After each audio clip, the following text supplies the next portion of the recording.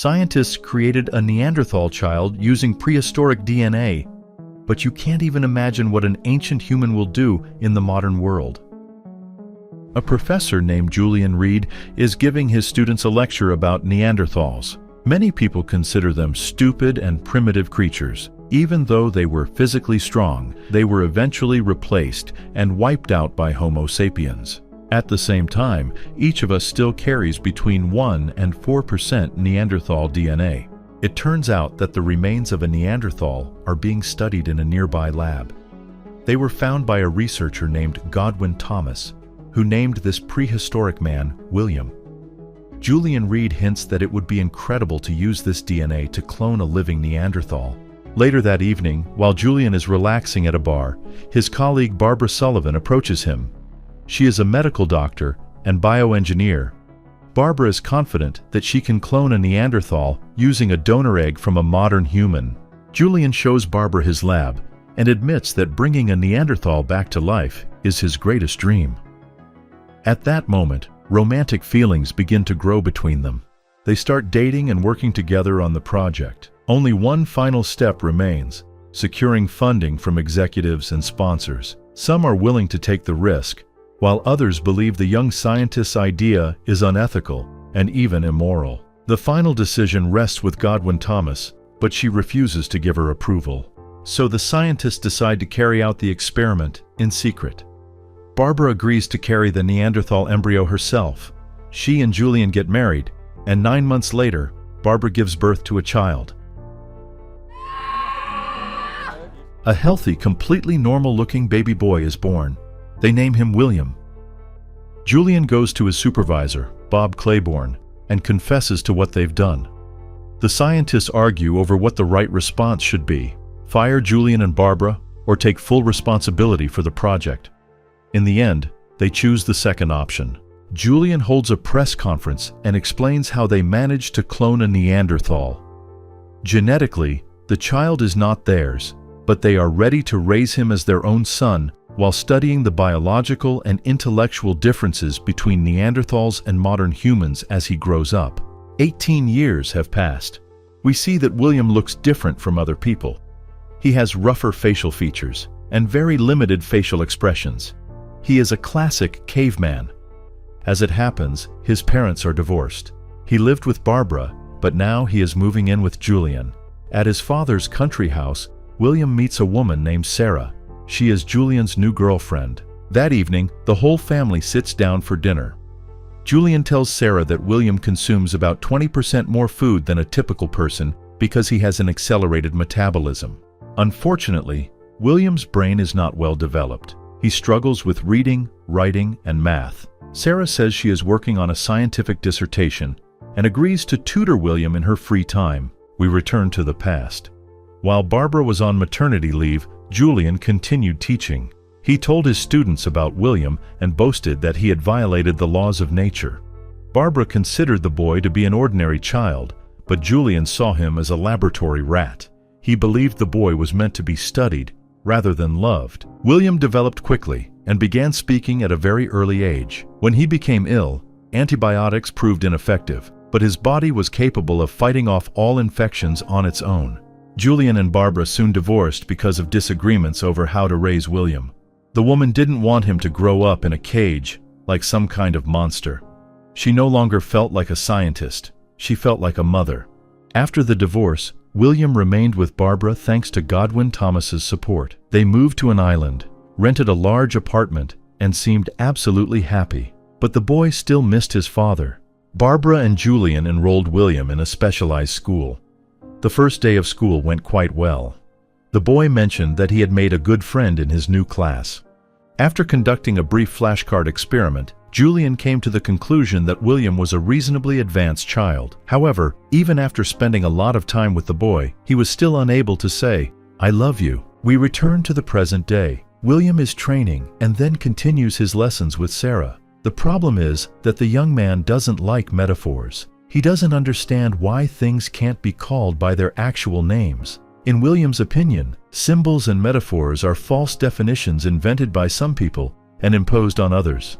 Once again, we move back to the past, At the age of 10, William was studying music and riding a bicycle. Unfortunately, this was the time when his peers began to bully him. They called the boy a caveman, chased him, and wanted to beat him up. However, the protagonist appeared to be stronger. The issue was that William was blamed for all of the fights, and Barbara was encouraged to isolate the boy from society. Naturally, the mother believed her son. She reminded William that he was a special boy. After reading everything he could find about Neanderthals online, the main character wasn't happy with what he discovered. Barbara got a new man in her life, and this made Julian very angry. He stopped visiting his son and delegated the study to a colleague. We return to the present day. William is taking a high school test while keeping an eye on a beautiful classmate. The girl's name is Judy. In addition, William makes two good friends. The group goes out of town on the weekends to unwind and have fun. They go hiking in the mountains with backpacks, then set up a tent and discuss their future plans. Another pair of hikers, a bearded man and a pretty girl, appear nearby and join their campfire. In the evening, the new acquaintances treat the group to some kind of mushrooms. One of the boys eats several of them and begins to laugh uncontrollably. The girl comes up to William and studies his facial features with interest. She recognizes him as the same Neanderthal who was featured in newspaper articles. The protagonist admits that he feels like an alien in this world. William returns to the town and rehearses a stage play together with Judy. Soon, the premiere takes place, and they perform successfully. William and Judy play lovers and even kiss in the final act. Sadly, Judy considers it to be a part of the performance. She sees William only as a friend. The youngster is deeply hurt. He believes that Judy doesn't love him because of his unusual appearance. The high school principal tells Barbara and Julian that William has unconventional cognitive thinking and that studying is very difficult for him. Julian and Barbara begin to argue. The man wants William to get into a good college, while Barbara wants her son to work at an electronics store after high school. William hangs out with his classmates. His friends are constantly joking, but the main character lacks any sense of humor. He takes everything too literally, and therefore doesn't understand jokes. William talks with his parents and considers his next steps after graduating from high school. He can stay here with his mother or move in with his father, go to college, and take part in his research. The protagonist chooses the second option. Unfortunately, this choice makes no one happy. Studying is extremely difficult for William. Because of his poor grades, Julian flies into a rage. Sarah continues to support William and goes for a walk with him. Together, they wander through a dense forest. Sarah talks about her difficult childhood. Now she is writing a dissertation on a boring topic and dating an older man who resembles her father. It can hardly be called a happy life. William decides to sing for his friend to cheer her up.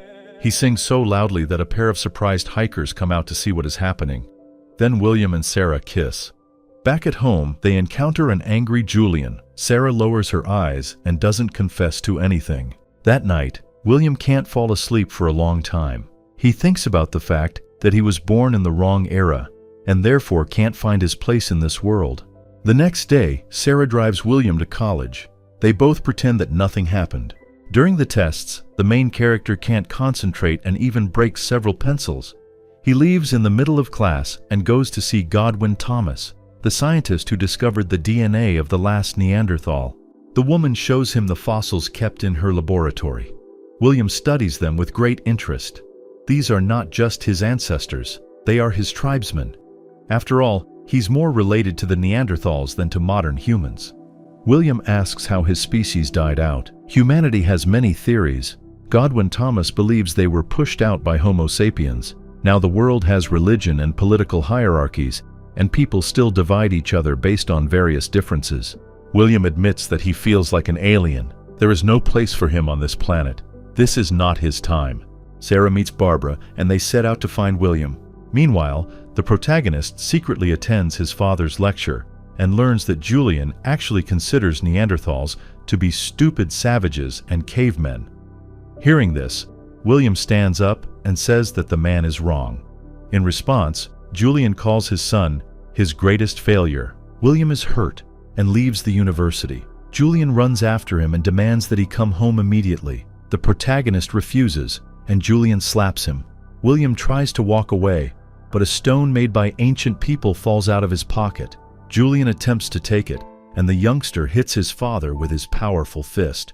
The man falls to the ground. All the students start filming William and call him a caveman. The police start looking for the protagonist after he flees. Barbara and Sarah are searching for him as well. Soon after, William is arrested. Sometime later, we see Sarah holding a baby in her arms. This is another Neanderthal.